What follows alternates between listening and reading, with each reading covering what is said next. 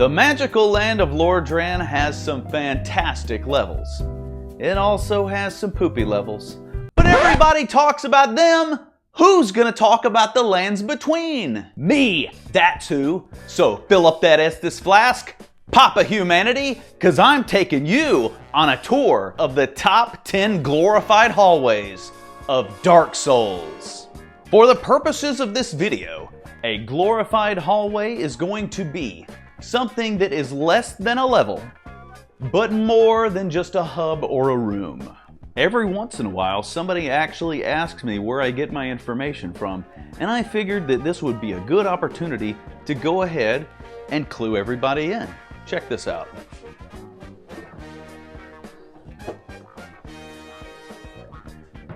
It's the official Dark Souls Bible, written by Miyazaki himself. So, if you would, read along with me in Miyazaki 4:16, and we are going to discuss number 10. Okay, you cleared Sin's Funhouse. You made it all the way to beautiful Anor Londo through the help of these little demon guys who are only being nice to you for the purposes of this one cutscene. But after a little bit of exploring, it appears you have come to a dead end. What are you gonna do? As it turns out, we as the chosen undead must take to the rooftops, just like our good old boy Sly Cooper. And then we have to bust inside of a window, and then we are inside of the giant building that houses the legendary painting of Ariamis. I just want to say I really love it in FromSoft games when it looks like you're kind of breaking the game and doing something you're not supposed to be doing. And this going in the window of the painting building is a prime example of that. And this leads us to our adventure on the rafters way up high above the ground. But we're not just up here to play Assassin's Creed. We also have to deal with the painting guardians who do not want you to get any farther. And despite their little dainty appearance, they're actually pretty tough. So what makes the painting room rafters one of my favorite hallways in Dark Souls? 1, the traversal on the narrow ledges. It's a lot of fun and it's pretty intense. Also, you've got the giant chandelier that you can cut down to smash those dudes on the floor. And third, if you've got the miracle force. I always love doing that. Number 9. Isn't it great to go exploring? Of course it is. And FromSoft likes to reward players who take the time to do it. And I will go ahead and admit that when I play a FromSoft game, a lot of the times I like to explore hoping that I'm going to find something that is going to give me that extra edge. This was absolutely the case the first time I got to the end of the Undead Berg. And instead of going up where I could see a fog wall, I decided to go down and see what I could find. And boy, oh boy, was I surprised when I found a second super badass guy that was even tougher than the Black Knight. Havel the Rock hits like a dump truck full of cinder blocks, and he rewards you with the best ring in the game for a tank build. There might not be a lot in this tower, but the pulse-pounding fight against Havel the Rock and scoring his badass ring are enough to make it good. Number 8. The only boss room on the entire list. You knew it was coming. Is there any more glorified hallway than the area where we fight Dark Sun Gwendolyn? While the boss fight can truly kiss my chosen ass, there is simply no denying that Gwendolyn's hallway is one of the most majestic and epic to ever appear inside of a video game. In fact, would you believe that the first time I got here, I actually thought it was a never-ending hallway? And that's not all. Let me remind you that this is not just a super hallway, it's located in a hidden area, which makes it a super secret hallway. Only in the majestic city of Anor Londo could we find a hallway meant for a god. Number 7, and here we have another secret hallway. While the Lost Isolus shortcut might be one of the shortest glorified hallways in Dark Souls, it may also be one of the most important. This is, of course, because it allows you to skip not one, but 2 boss fights. And most importantly, in my humble opinion, it gives you the opportunity to take out those bugs to save our handsome boy Solaire so that we can bring him along for the final menage a trois with Gwyn. Possibly the most useful part of the Isolus shortcut is that this is the location where you get the Sunlight Maggot, in which you get to kill one of these little nasty bugs and wear it on your head like a very normal person would. However, the Sunlight Maggot is not just Fashion Souls turned up to 11, it is also the best way to light up the area in the Tomb of the Giants. Even if you don't care about an NPC questline, you should at least care about having 2 free hands in one of the hardest levels of the game. I know, some of you mages are thinking to yourselves right now, what about the cast light spell? I have that. I don't need the Sunlight Maggot. Well, some of us didn't put points into intelligence on this playthrough. All we did was a bunch of curls and push-ups so that we could swing the Zweihänder and make bad guy go boom. In short, the Lost Isolus shortcut may cost you 30 humanity to open up, but I recommend it. Number 6. Personally, I never felt like the lower Undead Berg was a complete level. I mean, let's look at it. It's basically a street. They crammed a whole lot of shit into that street, but it's just a street. You got what? You got your dogs, you got your ninjas, it's even got a wizard locked in a house. The most difficult glorified hallway in the game. The lower Undead Berg is also one of the worst runbacks in Dark Souls. It culminates with one of the cheapest bosses in Dark Souls, and I've gotta give it to From Software. Even though this is not a complete level, they crammed everything but the kitchen sink in here. Number 5.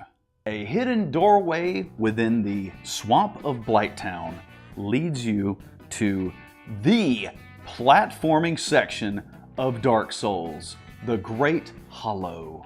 Jumping over the pits in the hallways of the depths, making that daring jump to go back to the asylum, none of these things can prepare you for the platforming nightmare of the Great Hollow. While this area is rather large and does contain some enemies, I'm still hesitant to call it a full level because it doesn't really have much more going on than that.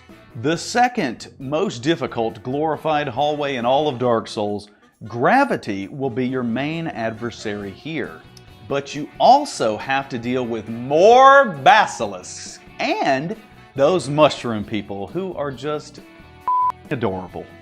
And what is your big reward for making it to the bottom of the Great Hollow? Spoiler warning, it's another glorified hallway. Number 4. Upon exiting the Duke's Archives, we see that the crystal masses that we saw in the previous area have increased in size and frequency and have given way to an entire cave made of crystals. A great example of visual storytelling in Dark Souls, the crystals hint to us that we are rapidly approaching the domain of the greatest magic user in the game, Seath the Scaleless. Here in the Crystal Caves, your primary adversaries will be crystal golems, man-eater clams, and falling to your death. Haven't seen that before? Also, the Moonlight Butterfly has been downgraded to a common enemy inside of the Crystal Caves, which shows the escalation of this area past the starter zones. And let's not forget everyone's favorite obstacle inside of the Crystal Caves, that would be the invisible walkways, and of course, if it was not for player messages, I probably would have never made it past this spot. One last thing about the Crystal Caves. On your first attempt at fighting Seath the Scaleless, you'll want to take out those clams before you go through the threshold of his boss area because they will follow you in there. So you're going to want to take them out unless you want to have the most awesome party ever. Number 3. In terms of area connectivity, the Valley of the Drakes has every other glorified hallway beaten by a mile. This area connects Blighttown, Firelink Shrine, the New Londo Ruins, and Darkroot Basin. The Valley of the Drakes is one of the more treacherous transitional areas of the game due to the fact that much of your time spent there will be hugging the side of a mountain and also dodging lightning from the blue drakes. If you truly have balls of steel, you can make it past the drakes to grab the spider shield and the red tearstone ring, and what a badass you are for pulling that off. And let's not forget our buddy the Undead Dragon, guarding 3 valuable pieces of treasure. Undead Dragon Vomit, my favorite. Number 2, will I ever get tired of talking about the genius of Dark Souls? No, I will not. Case in point. Where did all these skeletons come from? Why, you're in a cemetery. That's right, creepy old man. This is indeed a cemetery, but not just any cemetery. The high difficulty level of the skeletons in the Firelink Shrine cemetery is a subtle hint, maybe not so subtle hint, to the player that this is probably not the direction you want to go beginning your adventures in Lordran. Unless you have highly developed get-good reflexes, in which case I suggest you flip around through that cemetery, you grab all that loot, and do not forget the Zweihanda! Most of the time, these skeletons are going to kick the absolute shit out of you when you're starting the game, but I must admit, I think we all have plenty of fond memories of playing around in the cemetery. Before talking about my absolute favorite glorified hallway in Dark Souls, I have a couple of honorable mentions.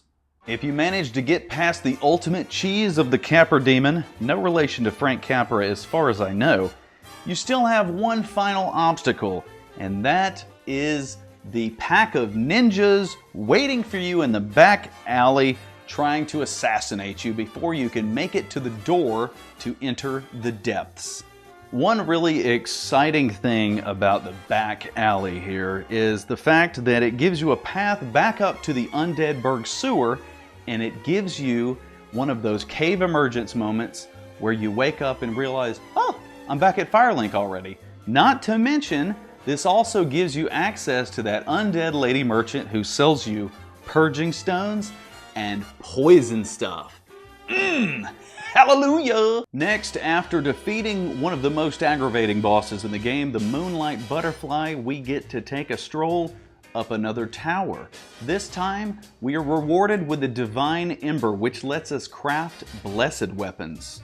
Blessed weapons are super sexy because they allow us to take out a skeleton and keep them from coming back without having to destroy the necromancer in the area. If you don't want to walk all the way back to the bonfire, you do have a homeward bone. But why would you want to skip it? Because this beautiful architecture with the plants and the moss overgrown, it just looks fantastic, and I really dig it. Not to mention the fact that you really get to enjoy it without that moth there. Next, if you make it through the Valley of Drakes, you'll find an elevator that takes you to the other side of the mountain, and it's going to be a green, foggy area that is absolutely full of items. To begin with, it seems like every time I come through this area, the Black Knight on this side of the mountain wants to give me his weapon. So when I show up, I bring him a fruit basket or something nice. Next, if you go just a little bit below where that Black Knight is, what do you find? The grass crest shield. What? Best shield in the game, bitch. You know what my mama always used to tell me when I was a kid? If you're playing a melee build, this is the shield. If you go up a little bit further, you get to find a whole set of gear to make you cosplay to look just like Robin Hood himself. Except for the hat. You gotta be good to find that. And then believe it or not, if you go to the other end of the area, you get past a few crystal golems, and there's an entire knight set just laying there on the edge of the water. Just make sure you're careful and keep your eyes on the edge of the ground underneath the water so you don't fall into the bottomless pit while you're dealing with that Hydra. What is this thing? Is this thing a boss? Nope. He's just hanging out in the pond. He's a mini boss. Who knows what the hell that Hydra was up to before the chosen undead came down to make him throw an absolute shit fit. The Darkroot Basin almost feels like a complete level with few enemies, tons of loot, and even a mini boss to boot. And for the final honorable mention, here it is, the last section of the game. The point where you finally get to confront Gwyn, the Lord of Cinder, the man responsible for all of this mess. But before you can do that, you must get through the most epic, complete, groundbreaking From Software level ever to kill the literal god of gods. Oh, whoops, we kind of ran out of time, so we just took a couple of Black Knights and threw them into an empty area. But hey, there's ashes everywhere, and there's fatal pitfalls. I mean, that's treacherous and epic, right? To be fair, even though the kiln of the first flame is not completely packed with bells and whistles, I still kind of feel like the intended tone of the area is still conveyed, with Gwyn's last few nights providing the last defense of their king and god. I actually do really like the ashes coating the ground everywhere here, and it really lets you feel that Gwyn's world and his empire is fading away. It may not be a complete level, but personally I feel like the kiln of the first flame is a very appropriate end to the story of Dark Souls and the story of Gwyn. And my pick for the #1 greatest glorified hallway in all of Dark Souls, if you've been paying attention, you've already guessed it, of course, it is Ash Lake. One of the most unique areas in any From Software game. Ash Lake just is full of special stuff. For one, Ash Lake is the location in Dark Souls which concludes the Great Sigmire's quest line. Ash Lake is also the only other area in Dark Souls that contains a Hydra. However, this Hydra will get especially pissy with you if you don't get close enough, and he will just jump right out of the water over the beach. And let me tell you, I was not ready for that. This is also the first area which you are probably going to run into the man-eater clams, and it's very important to know this. You can farm them for purging stones. That's a pro tip. Ash Lake also happens to be a spot where you can join a covenant because the ancient dragon, the leader of the Dragon Covenant, happens to reside here. And apparently he threw his scales all over the beach for us to go around and pick up, sort of like an Easter egg hunt. And if that's not enough of the dragon's body parts for you to collect, you can also cut off his tail while still apparently staying in the Covenant. You get a free weapon for doing this. This man, he is a living piñata. Another one of my favorite things about the Ash Lake area is this giant skull that you find on the sand. And you know, if you look at it a little bit closer, it kind of resembles a demon. That's kind of a neat little detail I just never noticed until now. Remember the Great Hollow, the giant tree we had to go down to get here? Well, if you look around Ash Lake, those giant trees are all over the place. That's mind-boggling, the scale of this spot, right? And what's my absolute favorite thing about Ash Lake? That creepy droning sound. I absolutely love it. Most of the areas in Dark Souls don't have any kind of ambient sound at all. And this spot, it just like went above and beyond with the creep factor. You just feel this unearthly weirdness when you're here. I love Ash Lake so much. I don't care if it's not a full level. It is amazing. I go down there to visit on practically every playthrough that I can remember. Just please don't go down there without the Lord Vessel. You don't want to climb up that tree. You just don't. Well, that was a lot of fun. And before I go, I would just like to acknowledge all the great people who have been supporting the channel. And first, I would love to acknowledge Jay and Rending Rapier for your generous super chats during the live streams. You guys are helping me out more than you know. And now, ladies and gentlemen, it is time to acknowledge the Dream Team, our ever-expanding list of channel members who have been supporting the shit out of me. Let's start from oldest to newest. And first we have Last Bulbasaur, the grandpa of the channel members. Next we have All I Want for Ludmus's wig. And I would love to just take this moment to acknowledge Ludmus for also being our Discord moderator and keeping everybody's crazy undead ass in line. Thank you so much, sir. Next is Theremin Electro. And then we have Ethan T, Tellum Rack, Death Metal Pokemon Fan, Robco17, Magonator, Alec Bryan, Lorian Elder Prince, and everyone's favorite, Guinea Piglet, Zach Gorecki, Thomas Sunshine.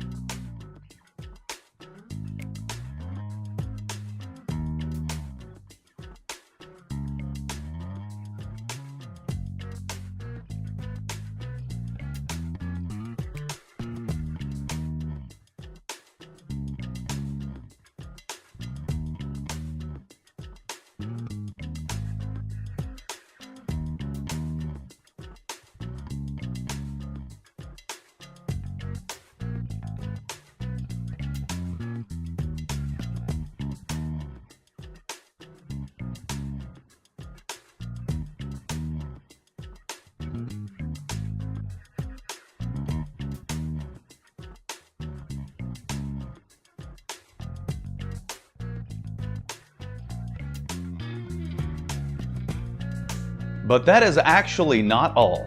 I also want to thank every single person who has watched a video, commented, subscribed, shared the video, because all of that does a tremendous service for the channel and for other people who might enjoy the content. I really can't thank you guys enough. See you next time. Be gone with you. You'll spoil my focus.